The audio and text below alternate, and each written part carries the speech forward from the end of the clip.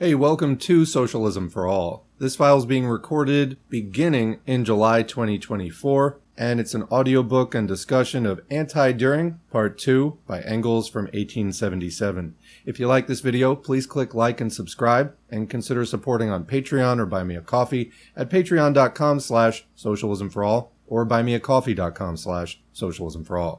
There are links to Patreon and Buy Me a Coffee in the video description.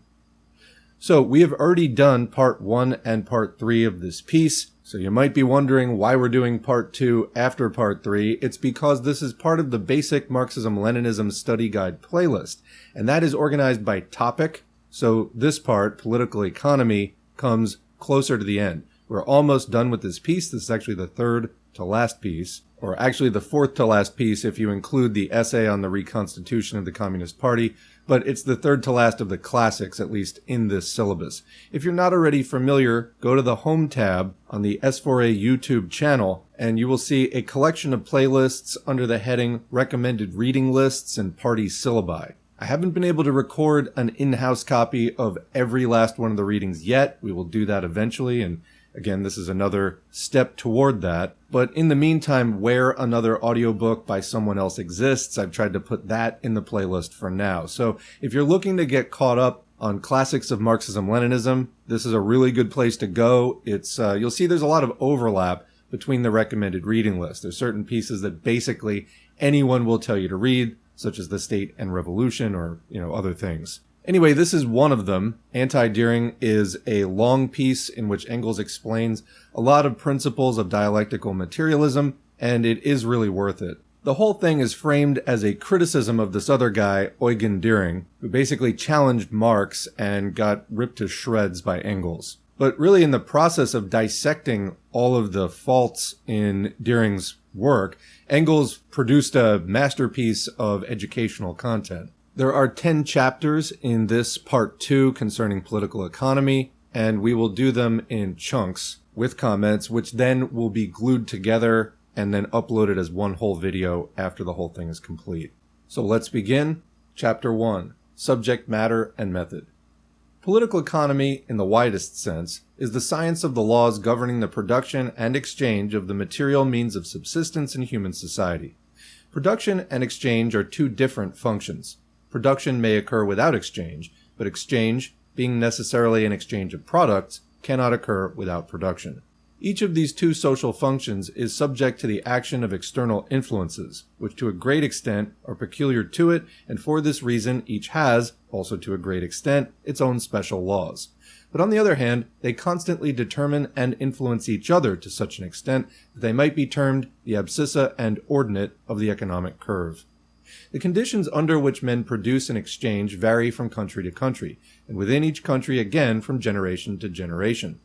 Political economy, therefore, cannot be the same for all countries and for all historical epochs. A tremendous distance separates the bow and arrow, the stone knife, and the acts of exchange among savages occurring only by way of exception from the steam engine of 1,000 horsepower, the mechanical loom, the railways, and the Bank of England.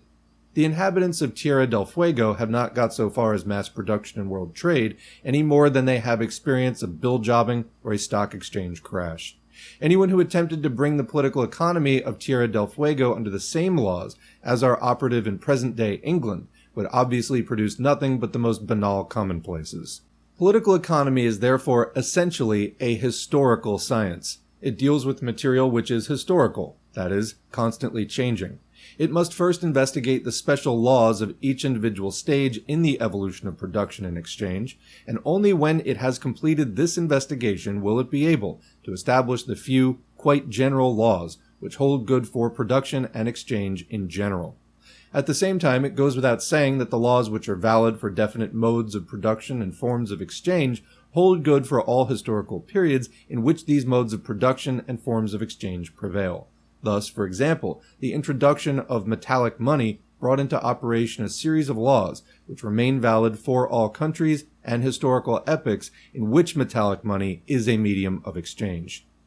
The mode of production and exchange in a definite historical society, and the historical conditions which have given birth to the society, determine the mode of distribution of its products. In the tribal or village community with common ownership of land, with which, or the easily recognizable survivals of which all civilized peoples enter history, a fairly equal distribution of products is a matter of course. Where considerable inequality of distribution among the members of the community sets in, this is an indication that the community is already beginning to break up. Both large and small-scale agriculture admit of very diverse forms of distribution, depending upon the historical conditions from which they developed. But it is obvious that large-scale farming always gives rise to a distribution which is quite different from that of small-scale farming, that large-scale agriculture presupposes or creates a class antagonism: slave owners and slaves, feudal lords and serfs, capitalists and wage workers, while small-scale agriculture does not necessarily involve class differences between the individuals engaged in agricultural production, and that on the contrary, the mere existence of such differences indicates the incipient dissolution of smallholding economy. The introduction and extensive use of metallic money in a country in which hitherto natural economy was universal or predominant is always associated with a more or less rapid revolutionization of the former mode of distribution, and this takes place in such a way that the inequality of distribution among the individuals, and therefore the opposition between rich and poor, becomes more and more pronounced.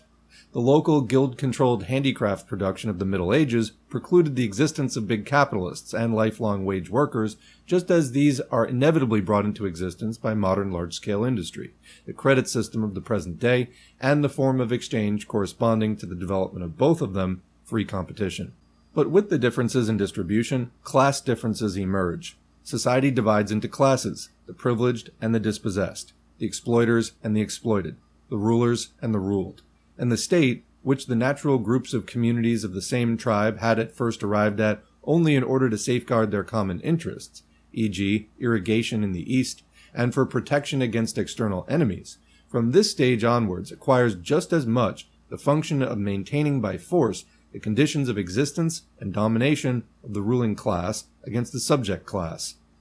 Distribution, however, is not a merely passive result of production and exchange. It, in its turn, reacts upon both of these. Each new mode of production or form of exchange is at first retarded not only by the old forms and the political institutions which correspond to them, but also by the old mode of distribution. It can secure the distribution which is suitable to it only in the course of a long struggle.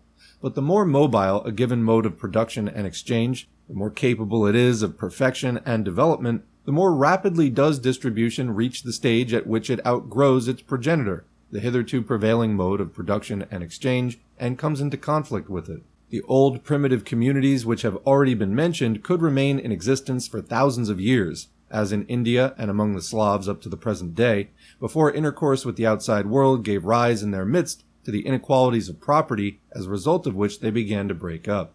On the contrary, modern capitalist production, which is hardly 300 years old and has become predominant only since the introduction of modern industry, that is, only in the last 100 years, has in this short time brought about antitheses in distribution: concentration of capital in a few hands on the one side, and concentration of the propertyless masses in the big towns on the other, which must of necessity bring about its downfall.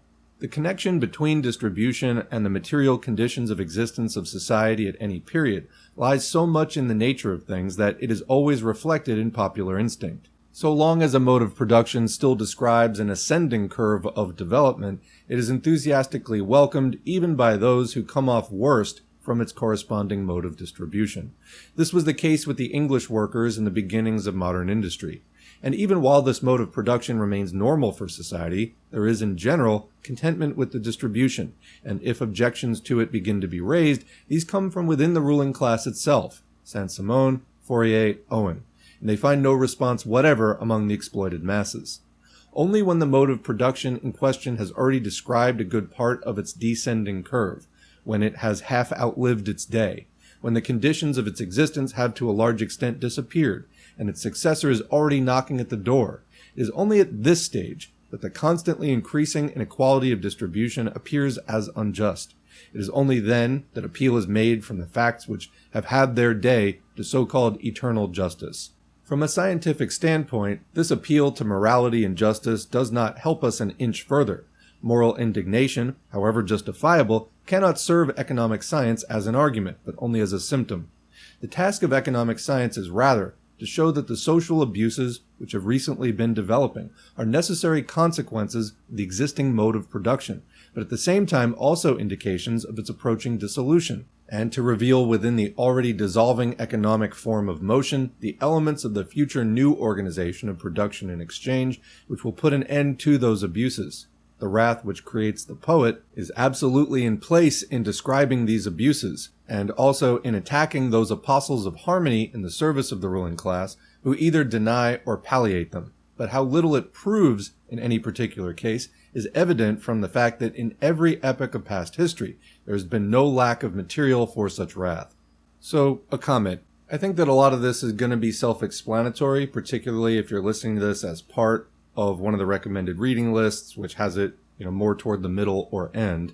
But just to touch on this last point about the wrath which creates the poet, in other words, outrage at the injustices of class society, it's appropriate, and it's also appropriate to attack the people who say, no, class society is fine. It definitely isn't.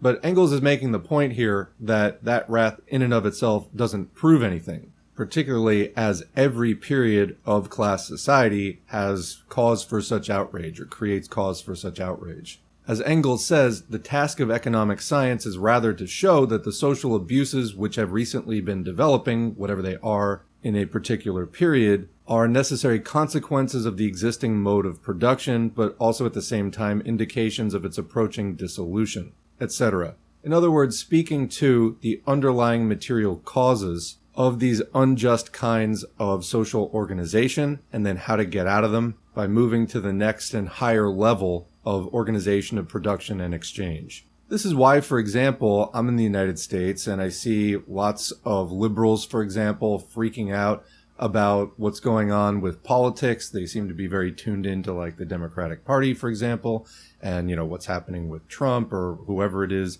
at the moment. And what I try to communicate to these people is these are the consequences of capitalism's breakdown. The politics that you see are expressions of the ruling class trying to maintain their system, and you're not going to get anything fundamentally different out of it until we struggle to actually change the mode of production and so on. Because again, as Engels said, from a scientific standpoint, the appeal to morality and justice doesn't help us an inch further.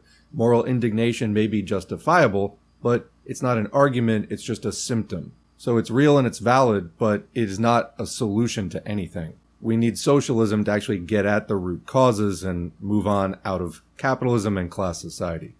Continuing. Political economy, however, as the science of the conditions and forms under which the various human societies have produced and exchanges, and on this basis have distributed their products, political economy in this wider sense has still to be brought into being.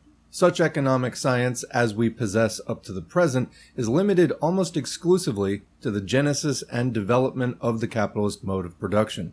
It begins with a critique of the survivals of the feudal forms of production and exchange, shows the necessity of their replacement by capitalist forms, then develops the laws of the capitalist mode of production and its corresponding forms of exchange in their positive aspects, that is, the aspects in which they further the general aims of society, and ends with a socialist critique of the capitalist mode of production, that is, with an exposition of its laws in their negative aspects, with a demonstration that this mode of production, by virtue of its own development, drives toward the point at which it makes itself impossible.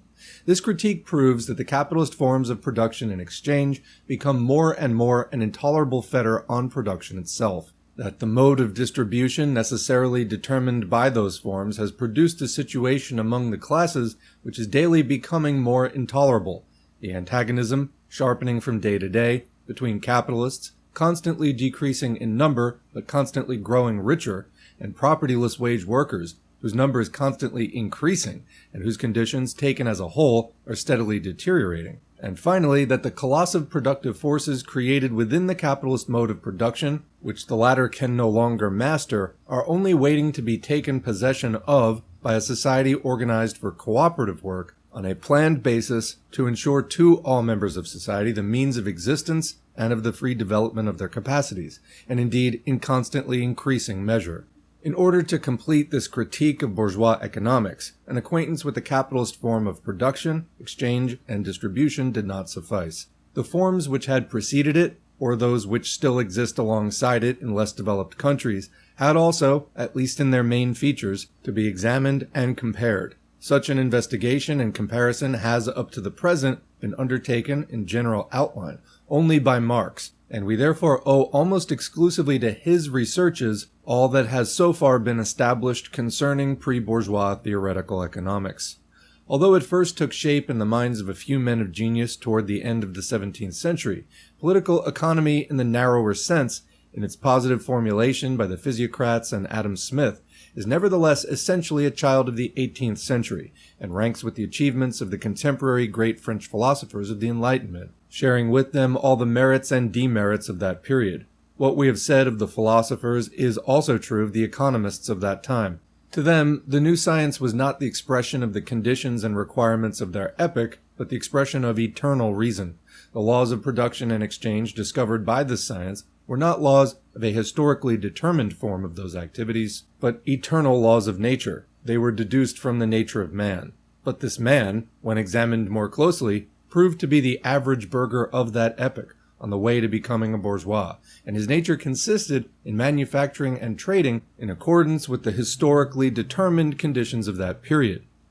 So commenting here, Engels is reiterating the earlier point that you can't try to express eternal laws when we're talking about historical changing conditions. In other words, these conditions and the laws of the activity performed in them are products of their time, so they may not apply outside of that time period if different behaviors are being performed, owing to material conditions. So this is why we always go back to material conditions, which change over the millennia, and then the general intelligence and adaptability and flexibility of humanity reshapes society in accordance with the new technologies and ways of material survival. So this is again reflective of materialism versus idealism in the philosophical and epistemological approach. In other words, he's saying that these economists are basically trying to find some eternal ideal that is manifesting in these conditions, but actually no, it's the conditions which are primary, and then the society evolves around that,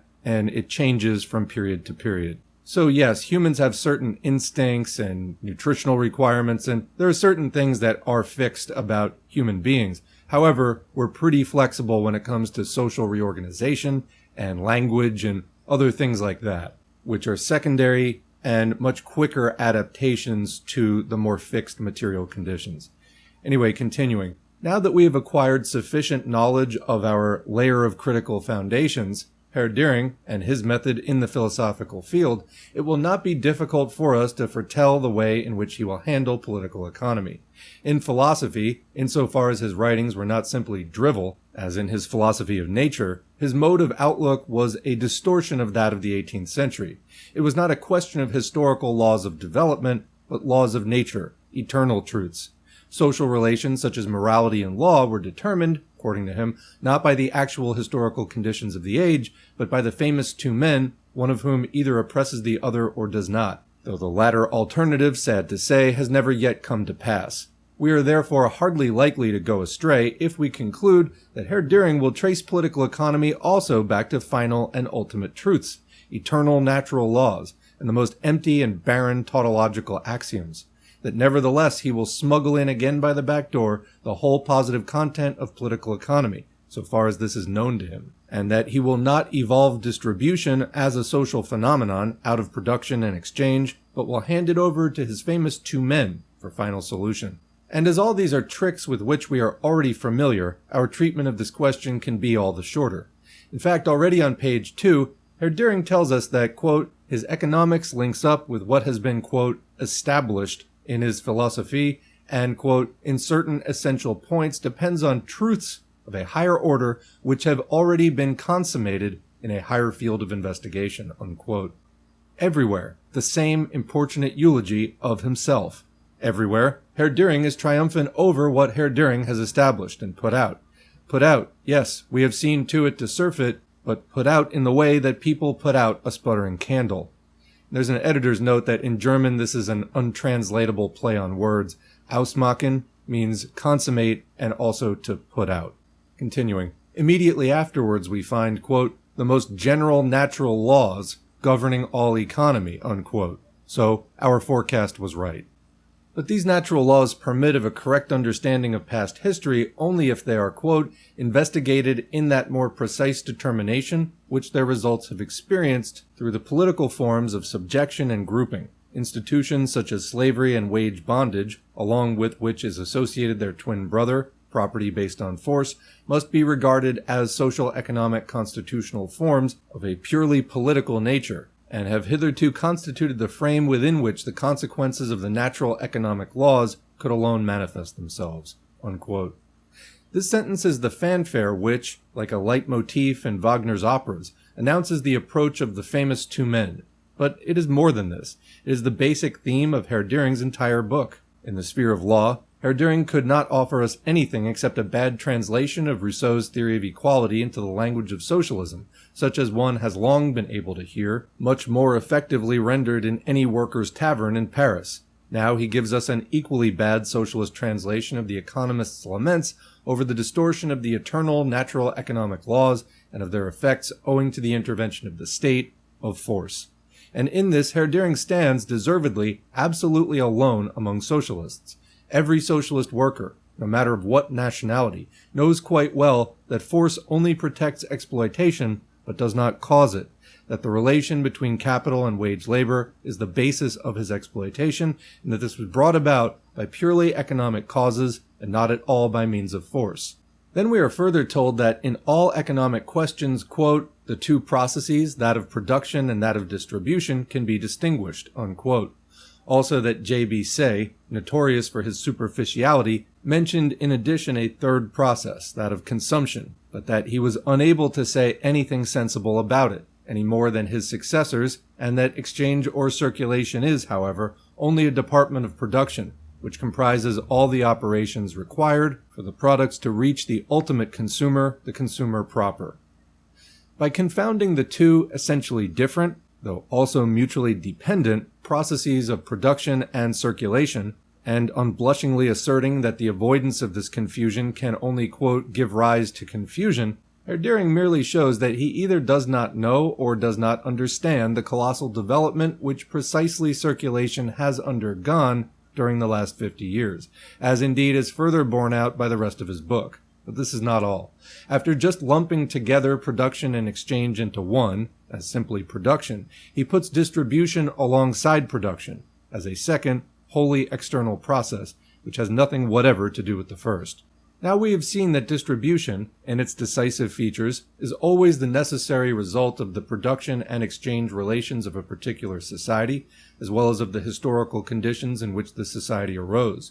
So much so that, when we know these relations and conditions, we can confidently infer the mode of distribution which prevails in this society. But we see also that if Herr Dühring does not want to be unfaithful to the principles, quote, established by him in his conceptions of morality, law, and history, he is compelled to deny this elementary economic fact, especially if he is to smuggle his indispensable two men into economics. And once distribution has been happily freed of all connection with production and exchange, this great event can come to pass.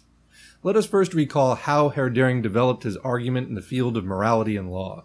He started originally with one man, and he said, quote, one man conceived as being alone, or what is in effect the same, out of all connection with other men, can have no obligations. For such a man, there can be no question of what he ought, but only of what he wants to do, unquote. Now, commenting, that's immediately incorrect, because you have natural needs and instincts. So there are things that you ought to do, in fact, for proper self-care and maintenance, just off the bat, even if no one else exists. But anyway, let's see where Engels takes this. But what is this man, conceived as being alone and without obligations, but the fateful primordial Jew Adam in paradise, where he is without sin simply because there is no possibility for him to commit any? However, even this Adam of the philosophy of reality is destined to fall into sin. Alongside this Adam there suddenly appears, not, it's true, an Eve with rippling tresses, but a second Adam. And instantly Adam acquires obligations and breaks them. Instead of treating his brother as having equal rights and clasping him to his breast, he subjects him to his domination. He makes a slave of him. And it is the consequences of this first sin, the original sin of the enslavement of man, from which the world has suffered through the whole course of history down to the present day, which is precisely what makes Herr Dühring think world history is not worth a farthing. Incidentally, Herr Dühring considered that he had brought the, quote, negation of the negation sufficiently into contempt by characterizing it as a copy of the old fable of original sin and redemption. But what are we to say of his latest version of the same story? For in due time, we shall, to use an expression of the reptile press, get down to brass tacks on redemption as well. All we can say is that we prefer the old Semitic tribal legend, according to which it was worthwhile for the man and woman to abandon the state of innocence, and that to Herr Dühring will be left the uncontested glory of having constructed his original sin with two men. Let us now see how he translates this original sin into economic terms. Quote, we can get an appropriate cogitative scheme for the idea of production from the conception of a Robinson Crusoe, who is facing nature alone with his own resources, and has not to share with anyone else. Equally appropriate to illustrate what is most essential in the idea of distribution is the cogitative scheme of two persons, who combine their economic forces and must evidently come to a mutual understanding in some form as to their respective shares. In fact, nothing more than this simple dualism is required to enable us accurately to portray some of the most important relations of distribution and to study their laws embryonically in their logical necessity. Cooperative working on an equal footing is here just as conceivable as the combination of forces through the complete subjection of one party, who is then compelled to render economic service as a slave or as a mere tool, and is maintained also only as a tool. Between the state of equality and that of nullity on the one part, and of omnipotence and solely active participation on the other, there is a range of stages which the events of world history have filled in rich variety.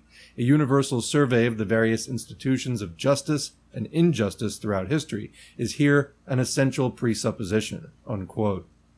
And in conclusion, the whole question of distribution is transformed into a, quote, economic right of distribution, unquote. Now at last, Herr Dühring has firm ground under his feet again. Arm in arm with his two men, he can issue his challenge to his age. But behind this trinity stands yet another, an unnamed man. Quote, "Capital has not invented surplus labor. Wherever a part of society possesses the monopoly of the means of production, the laborer, free or not free, must add to the working time necessary for his own maintenance and extra working time in order to produce the means of subsistence for the owners of the means of production, whether this proprietor be the Athenian aristocrat, the Etruscan theocrat, civis Romanus or Roman citizen, Norman baron, American slave owner, Wallachian boyard, modern landlord or capitalist." Unquote. That's quoting from Marx's Capital, Volume 1. When Herr Dühring had thus learned what the basic form of exploitation common to all forms of production up to the present day is, so far as these forms move in class antagonisms, all he had to do was to apply his two men to it, and the deep-rooted foundation of the economics of reality was completed. He did not hesitate for a moment to carry out this, quote, system-creating idea, unquote.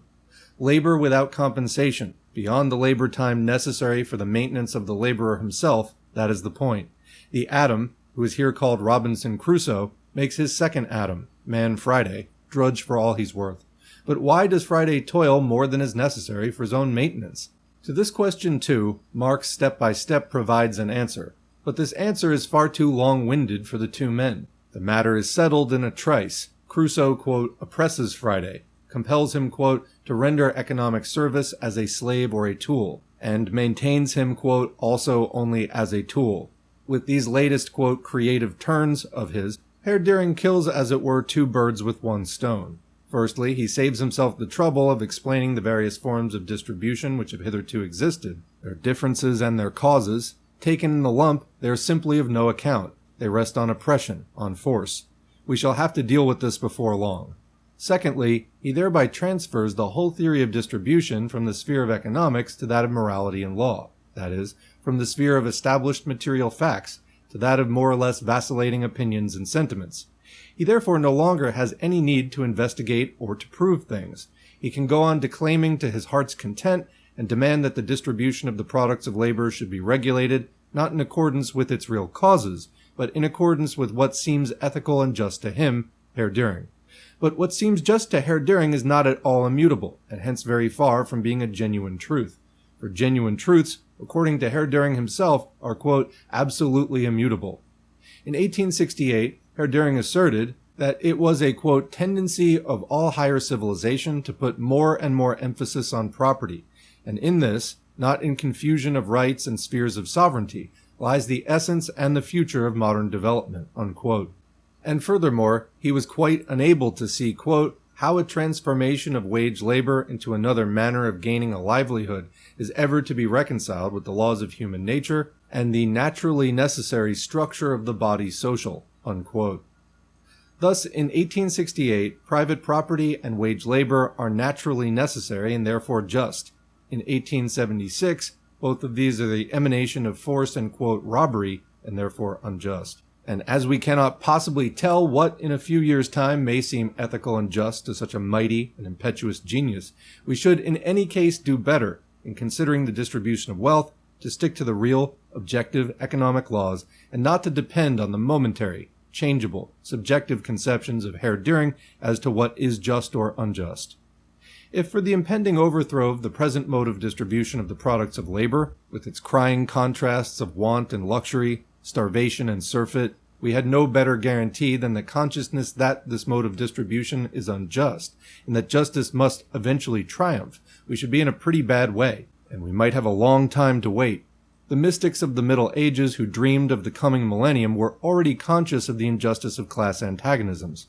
On the threshold of modern history, 350 years ago, Thomas Müntzer proclaimed it to the world. In the English and the French bourgeois revolutions, the same call resounded and died away. And if today the same call for the abolition of class antagonisms and class distinctions, which up to 1830 had left the working and suffering classes cold, if today this call is re-echoed a millionfold, if it takes hold of one country after another in the same order and in the same degree of intensity that modern industry develops in each country, if in one generation it has gained a strength that enables it to defy all the forces combined against it and to be confident of victory in the near future, what is the reason for this?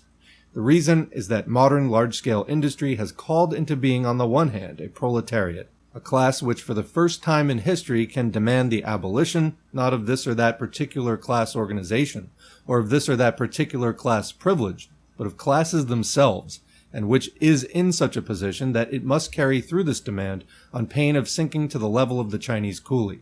On the other hand, this same large-scale industry has brought into being, in the bourgeoisie, a class which has the monopoly of all the instruments of production and means of subsistence, but which, in each speculative boom period, and in each crash that follows it, proves that it has become incapable of any longer controlling the productive forces, which have grown beyond its power, a class under whose leadership society is racing to ruin, like a locomotive whose jammed safety valve the driver is too weak to open.